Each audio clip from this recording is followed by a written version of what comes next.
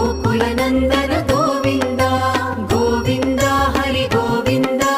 गोकुलनन्दन गोविन्द नित्य निर्मल गोविन्द नीलमेघ श्याम गोविन्द पुराण पुरुष गोविन्द पुण्डरीकाक्ष गोविन्द गोविन्द हरि गोविन्द